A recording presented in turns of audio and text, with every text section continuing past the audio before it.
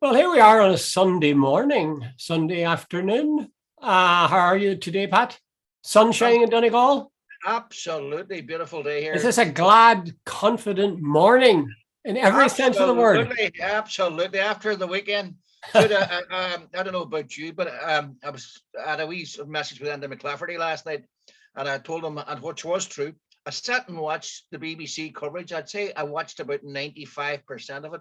In Mhm. fact, my wife says, "Are you going to move from that couch anytime Mhm. soon?" Mhm. Mhm. The point was, Jude, it was fascinating, Oh, I absolutely watched it too. I didn't stir fascinating. out of the chair all day Saturday, but Uh, Sunday, no, all day Friday. No, Friday, yeah, all day Friday, yeah, Friday. I yeah. didn't move. Saturday was a wee bit less so, although I did sit down a Uh, couple of hours. yeah, But Friday was fantastic. And the uh, BBC did cover it well, I must say. Have to hand to absolutely. them. That's your Yeah. prodigy. Is your No, no, prodigy? no, no. Andy's not one of mine, but No. of course you should point out Andy's a fellow Donegal man. Oh, yeah, Uh, well, but that but goes but more without modest. saying. But they did a good job. Did a good job. Okay, Yeah, so we have so many things to discuss this morning. We're going to split them into two sections if we can. One yeah, is to talk about things in the election that struck us, and then talk about things, the implications that the results of the elections might have.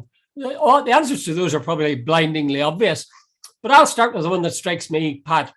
yeah, Sinn Féin came in 8% ahead of the DUP, right? yeah, 29% to 21%, roughly. yeah, yeah, Yet they only got 2 seats ahead of the DUP. yeah, In addition to that, Jim Allister got something like 65,000 votes. yeah. Yet he's only 1 seat coming through. So is that a disjoint between the actual will of the people, the popular? Is it this? Are we back to the American general election where your woman got a million more votes Hillary than, Clinton. yeah, that she got a million more votes and yet she wasn't elected president. Are we Yeah. getting seeing this kind of thing here? Well, no, Jude, it's the vagaries of the PR election system. But I have to admit, I think, Jude, of the top five poll toppers, four of them were from Sinn Féin. Of Mm, the last four seats, now I'm open to correction on this one. Uh, People who just scraped in over the line, four of them were Alliance, mm, four out of the five. yeah. So, like, in other words, poll topping and finishing last in terms of seats didn't really matter as long as you got anywhere near the quota. So Yes. Alliance got about three or four people over the line with a very very low vote. Sinn Mm, Féin topped the poll in four out of five. I think the only one that got in between the top was Sir Geoffrey Donaldson mhm. as a poll topper. Yeah. So Sinn Féin's votes they got 29, I think 29.2%. I Yeah. think the DUP got something like 21.3% or something like Yeah. that. You can correct me on that. But the difference is, Jude, it doesn't really matter in a strange sort of way. Sinn Féin are still the biggest party. It's a historic event. Things are running one way and one way only. Yeah. Now, there's vagaries that you can look into and see things. And I think I was watching, somebody sent me, I'm not a follower of Jamie Bryson's on Twitter, but somebody sent me stuff last night. And some of the stuff that they're trying to concoct, no, they're sort of drilling down into something and trying to sort of suggest that nothing has changed, Jude. That is delusional. Well, the one thing that hasn't changed is their attitude to the protocol. No, Geoffrey Donaldson refused to say that he would serve as first minister if the protocol wasn't sorted, yeah, right? But then people said, interviewers asked the question, if the protocol was solved, would you, and you were found yourself in the situation where you're our deputy first minister, would you take up that post? Wouldn't answer it.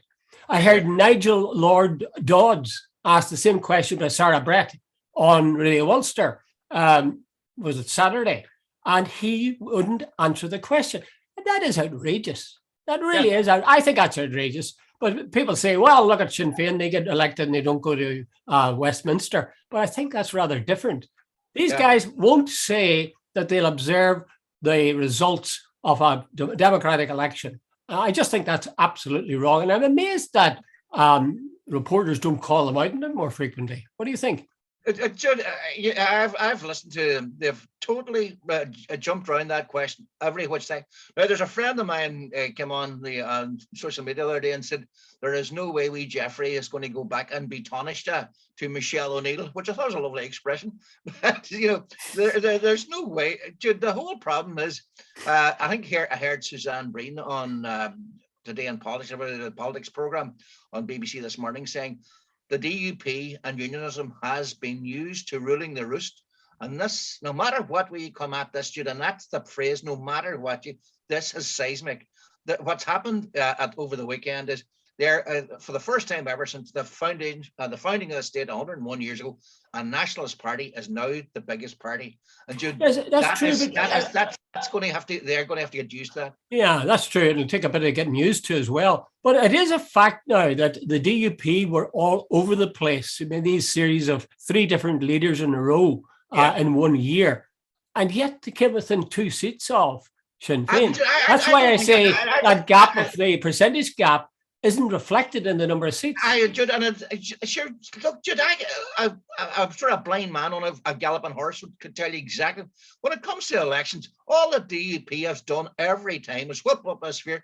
If you don't vote for us, you'll get them. And I think a lot of unionists and a lot of Protestant people hold their noses and vote for, because what's the alternative? They vote for Jim Allister, which is Neanderthal basically, and then for a lot of unionists, Doug Beattie's too liberal. What about the thing, the reporting? Well, tell me what you think about the reporting, because it seemed to me the reporters and the media generally was saying there were 2 stories here. One was Sinn Féin's breakthrough to become the first minister, and the other was the growth of the alliance from something like 8 seats to 17.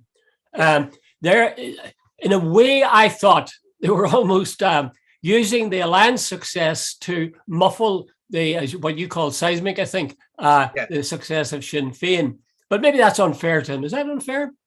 No, it's not. In fact, you just had a point last night. I was watching the main 6 o'clock news on RTE, and along comes Leo Varadkar. And rather than saying, which I thought he should have said, look, I accept that this is a historic day for nationalism in Northern Ireland, and for many people who have waited for this day. That people like yourself, Jude, you're you're of a certain vintage, and for years, people in Northern Ireland of your community had to sit and watch sort of all sorts of domination and sort of triumphalism and whatever. This weekend, for the first time ever, there was a sort of political realization or recognition of that community, because for the first time ever, it's now a majority vote getter.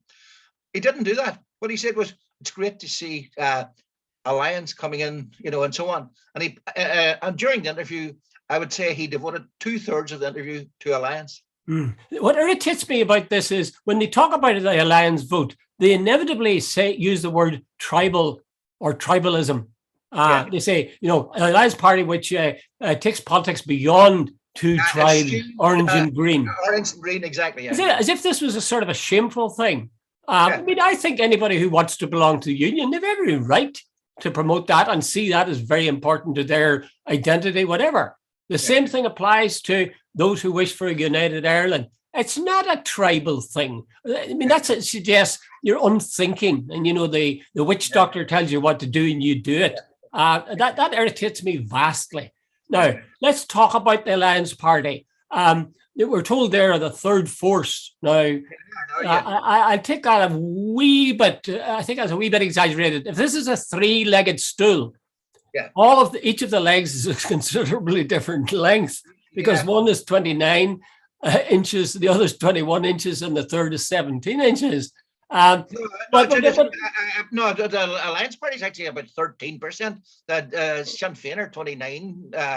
They got 17 seats. 17 seats. Are quite right. Sorry. What was there? 13%. Wow, that really is an uneven stool they're on. So there's not even 17. But go ahead. Sorry. Yeah. Good point. So, are they? Should we rejoice in this? Should we say that these are people who have thought beyond this? Naomi Long was asked about this and what they would do about a border poll, and they said, well, when the time comes, we'll look at this, but this is not the time. We're busy with the cost of living, etc., etc. Are they? Yeah, in the past, I think, Pat, you've argued that the Alliance Party really is a unionist party. I always considered them a unionist with a small u. Jude, no one, this is a bad analogy, but I'll throw, no, was it Nelson Mandela or somebody said when you're silent on the side of oppression, you're on the side of the oppressor. Well, when you're silent on the side of the union, you're for the union. Like, so, like, that's the way I look at it. To sort of, if you're for the status quo, if you don't speak out against the status quo, you're part of the status quo. You couldn't argue that if you're silent, you're maybe secretly a United Irelander. No? Highly unlikely. Now, Jude, here, let me contradict myself. Now, remember Anna Lowe? As far as I remember, she was Lord Mayor of Belfast, and she came out with that she would support a United Ireland, and then the roof nearly fell in on the Alliance Party. They were scrambling like hell to disown that statement. So, Jude, I presume there are some in the Alliance Party who, and if it came to the whipping of the crutches in regard to the poll for a United Ireland, just might vote for a United Ireland. Well, you see, this is where it gets interesting because, as you know, I have had and you've had communication from a young guy. Let's call him Connor. Yes. Okay, let's call him Connor. And he has done a little bit of number crunching. Now, he isn't putting this forward as you know, 100% soundproof or bulletproof. Yeah. But he has said if you look at the second preferences from people who vote Alliance, they go to pro-United Ireland parties, that is nationalist parties, on the basis of on a proportion of 2 to 1. Yeah. Twice as many of them go to nationalist parties as go to unionist parties, which would suggest that the Alliance Party, if you were to break it down and if they were to be faced with this, might well be that 2/3 of them would go to a United Ireland. Does that seem a reasonable conclusion from that? Jude, I don't know if it's me or you, but your sound just went there. It might be mine. It's the gremlins. The gremlins. I'll say it again very quickly. Here's I'll say it back again, Pat. Well, can you hear me now? You can't hear me now. Oh, I can hear you. You were perfect there for a minute, but anyway, right, Jude. Using Connor's. Are you still there? Can you hear me? Yeah, I can hear you. Using Connor's, I think he basically said for the first time ever that if using the methodology he had used, the union would be for the unity would be unionist 49.2 and the other way 50.8 would be for Irish unity using his methodology. So remember, for years we'd heard from various people claiming that only about 20 or 30% of the population was for United Ireland, and that's the sort of poll that no one had ever taken. Yeah, that was ridiculous. On the basis, are they suggesting all those people who voted for the SDLP and Sinn Féin and so on weren't in favour of United Ireland? Well, he had this young guy Connor said, for example, that this notion that there are many Catholics supporting the union really doesn't stand up. Because he says, if you take a border poll and you can be safely assume 100% of Sinn Féin supporters would vote for United Ireland, right? Yeah. That's the very heart of their sort of existence. And even if then, in order to get this figure of about 30%, that are in favour of United Ireland, it would mean that no SDLP voters would vote for United Ireland. And nobody else either. Yeah, nobody else. That seems to be a bit fishy. Because there are people who wouldn't touch the Sinn Féin with a barge pole, but they would still be United Irelanders. Yeah, and there is a disillusionment factor coming, and it's only anecdotal, but I've met on about this last, it's a very minor, about 2 people who were, I would have considered pretty hardline unionists back in the day, who are now said they're open to considering United Ireland. And I said, why do one of them? And he said, basically, it's this: he's fed up to the back teeth with Boris Johnson about unionists getting sold dummies by Westminster, the lack of respect for unionism, and so on. And he said, and various other things. But he said, look, give me a good, solid economic reason why I should join United Ireland, and I will seriously consider it. Now, Jude, a couple of years ago, this guy would have been ideologically, he would have had grass at the side of the road rather than being. So I am wondering how many people, Jude, the tide is turning and it's going in one way only. And I think the reality is kicking in for a lot of unions. Now, what's the best deal we can make? Now, I'm not saying they like it, I'm not, and I don't expect them to love it, but I'm going to quote you. But if we're serious, this thing about a United Ireland in the morning, bollocks to that, that shouldn't happen. But there should be real talks, discussions, debates, plans, roadmap for a way ahead.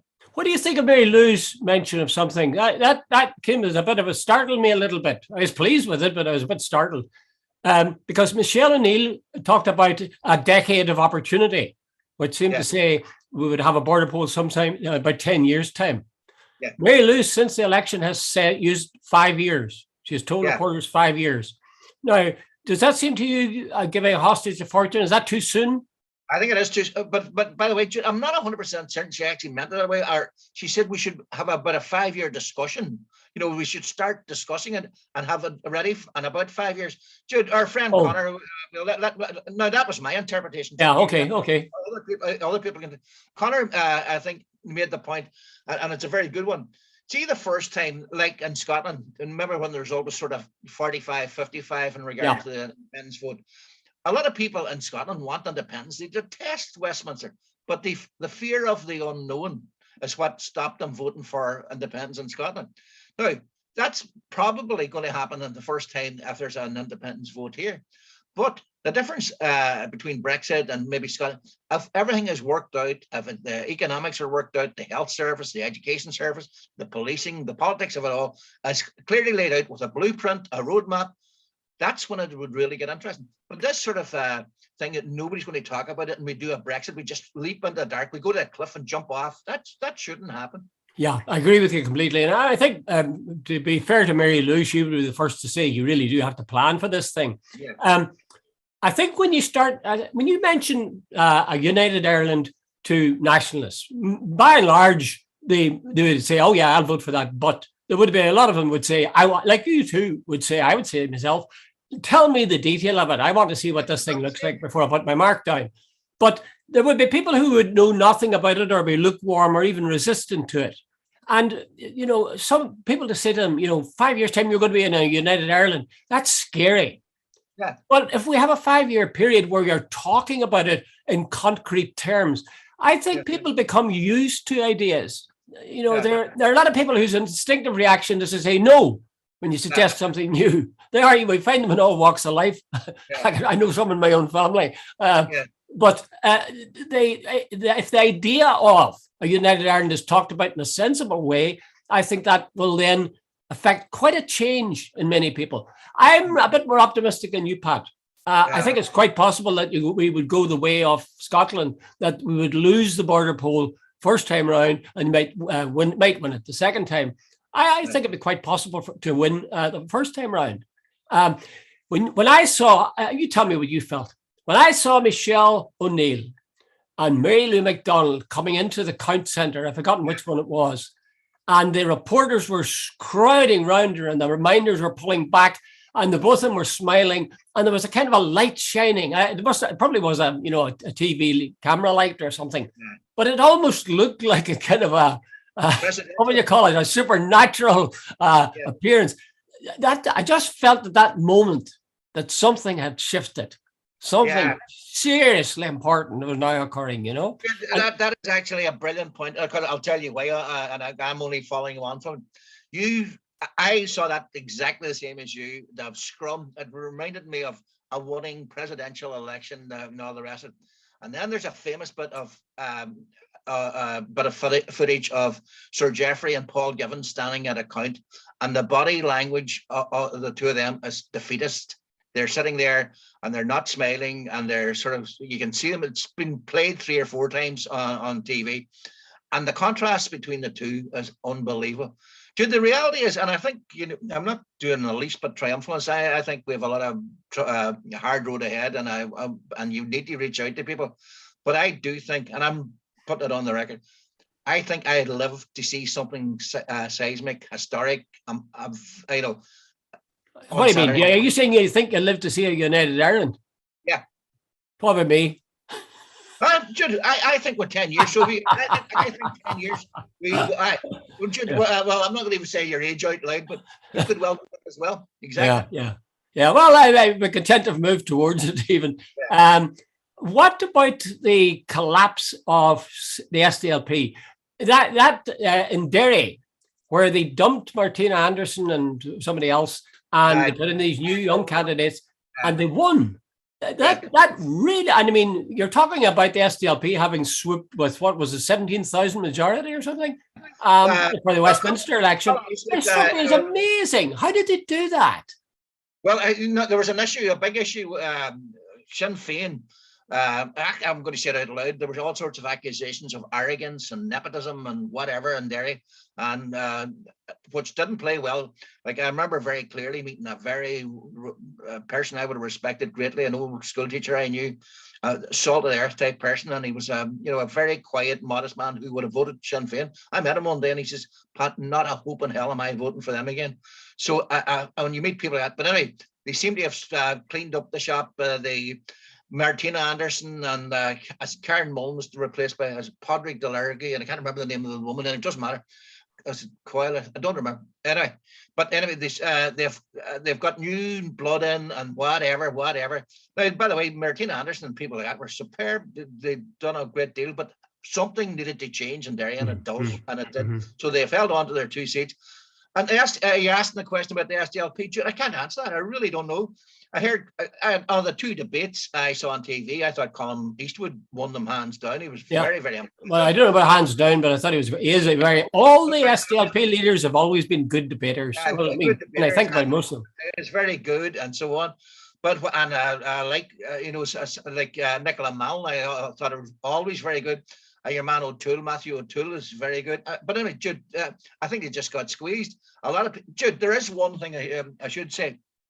The point you made at the start, the refusal of the DUP and unionism in general to say they would serve as a deputy first minister in the dying days of the campaign. Every Sinn Féin person had to point out to us, look, by the way, unionism is still refusing to come clean on this. And I think a lot of people who would be nice middle of the road nationalists, bollocks to this. We are not some sort of second class. We're not living in Alabama or wherever. This is 2022. We're 50% of the population. We've got well-educated, well-led people. And we're not taking this crap. Yeah, I think so. I think it was that. I think that was a crocodile moment that everybody was waiting for. And as somebody else said, they didn't have to. Sinn Féin didn't have to talk about the border. DUP talked about it for them. Yeah. But in one interview, apparently Jeffrey Donaldson, the Sinn Féin person, whoever it was, I just heard somebody mention it yesterday. The Sinn Féin person never once mentioned the border or the border poll. Jeffrey Donaldson mentioned it 6 times, I think, on Thursday or Wednesday or Thursday. So they said that's who mentioned the border poll most. It was not Sinn Féin. Okay, let's because we don't want to go on for too long. Let's look at the future, immediate future. There's 3 batches, I gather, of 24 weeks or something, during which the parties will be given the opportunity to talk and discuss and try to arrive at something so they can set up an executive. Do you think that an executive will be formed before that period of time runs out? No, well, even just like, let's say, before Christmas. No. You think, in other words, you think the protocol thing won't be solved? No. Do you think that if the protocol thing was solved, that they still wouldn't go in as deputy first minister? No, they have to. Here's the thing, Jude. I was out this morning and I came back in and I caught just the tail end of the Mark Carruthers program this morning. Brandon Lewis was on.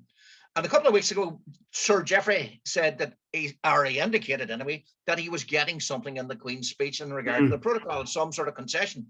Brandon Lewis this morning flaffed and fluffed and said nothing, and he refused point blank. And I was listening to, I think it was John Tong a couple of weeks back, said this thing about the protocol, it is an international agreement between the UK and the EU. And if the EU open up the negotiations in regard to the protocol, then they fear that Britain will want things like the banking arrangements across Europe and other things. So the EU is not willing to play ball. They will willingly discuss the protocol within the terms of the current negotiations, but they're not reopening negotiations. So apparently the chances of getting the protocol thrown away and thrown out is about nil. Now, here's the thing. Enda McClafferty this morning on that very same program said, the way he read it, and I agree with him totally, I thought it was a very good observation.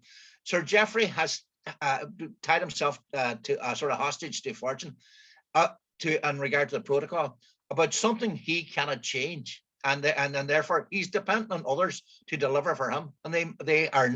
So in other words, if he's now saying, unless the British government changes the protocol, we're not going into government. If the British government don't change the protocol, where does that leave Geoffrey?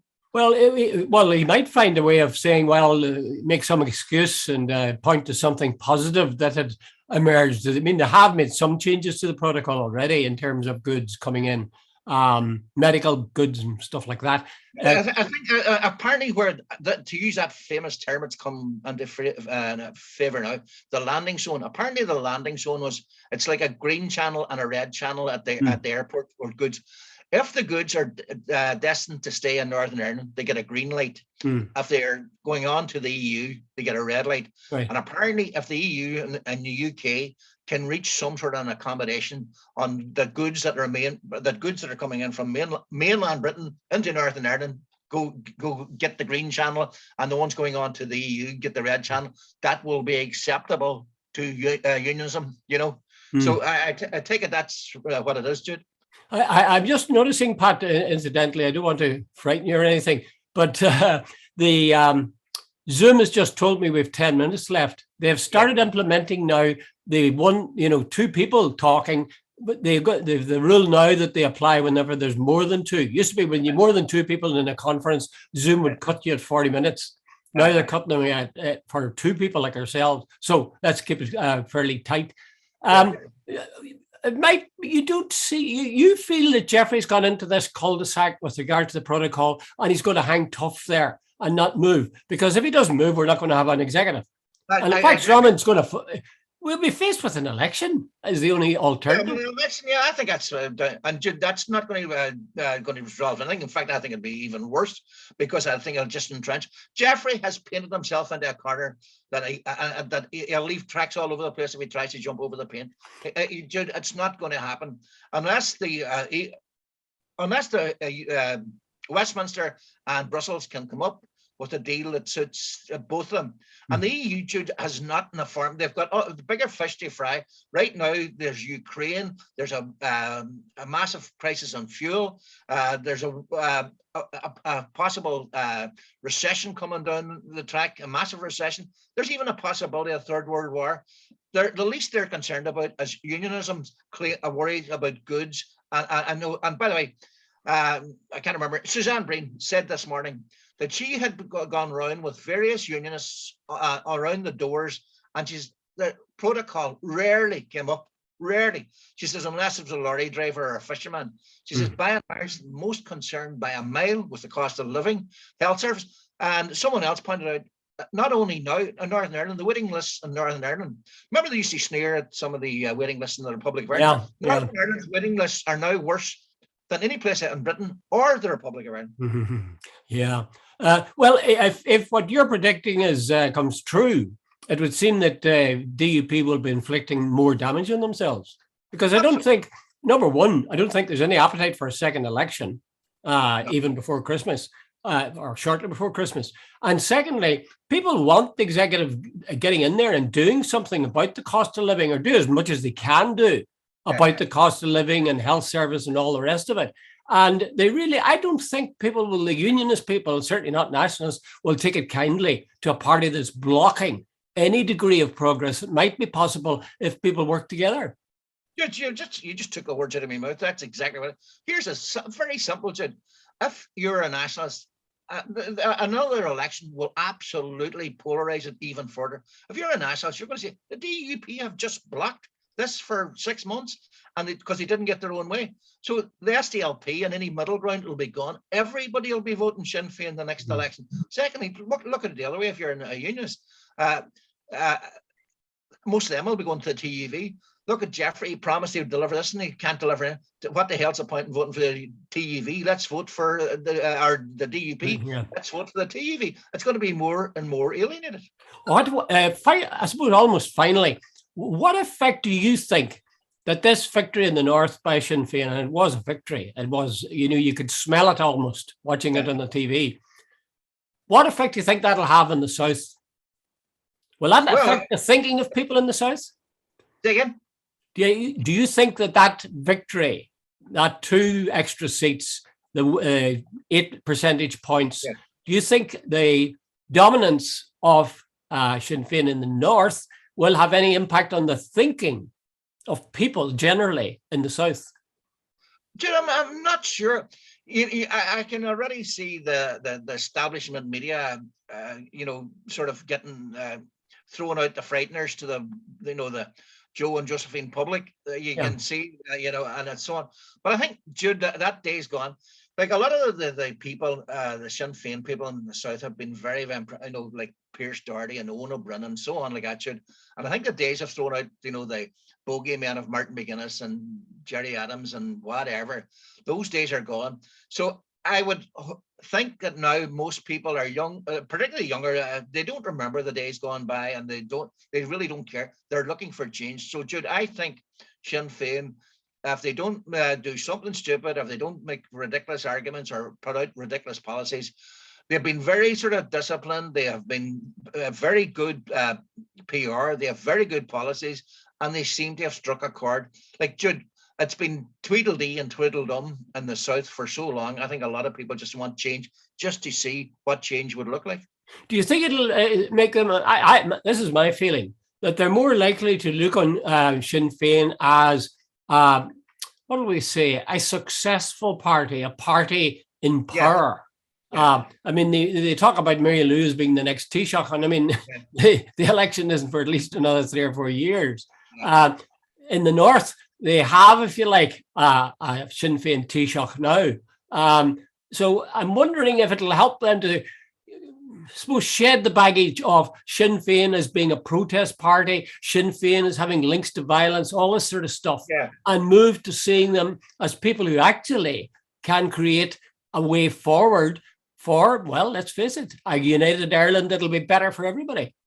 Well, Jude, what comes across to me, and I don't sit and look at it all day, but they come across as young, they come across as dynamic, they come across as different. And, Jude, the same old faces, Micheál Martin and Leo Varadkar and, Simon Coveney. Nowadays, you look at Sinn Féin in the South, and a lot of them are young people. And, and I notice quite a few of them are female, which is going down a lot, very well with a lot of people. And you sit and say, they are different. And, Jude, let's be honest, some of the policies in the South in recent times, like water charges and so on from the establishment parties, have sort of created a chasm where people are sort of saying, wait a minute, these people look after the rich guys, not the working people. But, well, that's fair or unfair, total irrelevance. That's the view. And I think Sinn Féin has basically struck a chord with people who are not in power, if you know what I mean. Yeah. Okay, let me, because there's only about 3 minutes now.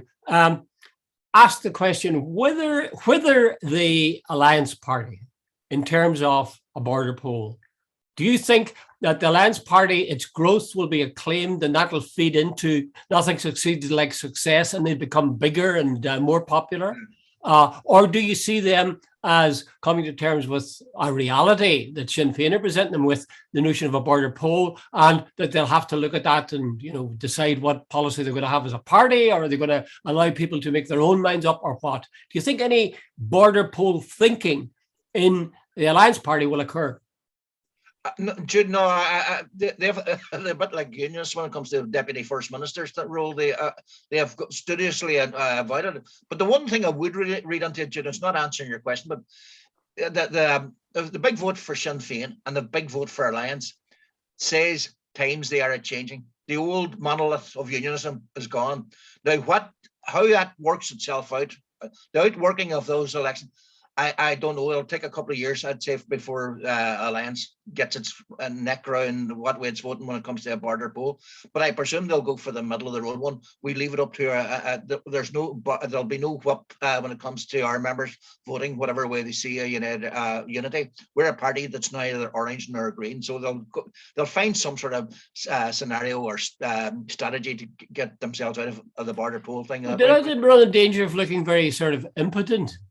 If everybody else is rushing around saying they've been on the go for 40 years and they still haven't answered the question, and they've gone up to 17 seats. That's true. But if you were coming to the point where there's going to be a border poll, would they not be driven to say, this way? But I'm saying they'll probably find it as sort of the middle of the road. We'll leave it up to the individual members to decide. Okay. So did you enjoy the election? How was it for you? How was it for you, Pat? Well, the earth moved.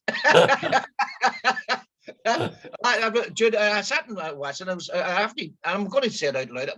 Fair play to the BBC. I thoroughly enjoyed their coverage. Very professional. Did some great guests on. And Jude, okay, I'm a nerd when it comes to elections, but I sat and watched it all. Very quick. You'll miss it? What? You'll miss it? Oh, absolutely, yeah. Yeah. It's sort of like a drug, isn't it? A drug. I have to go and write my column now for the Daily Mirror. Me and too for the Anti-Down News. Okay, Pat, you're looking cheerful man this morning or this afternoon, and I'm feeling very cheerful myself.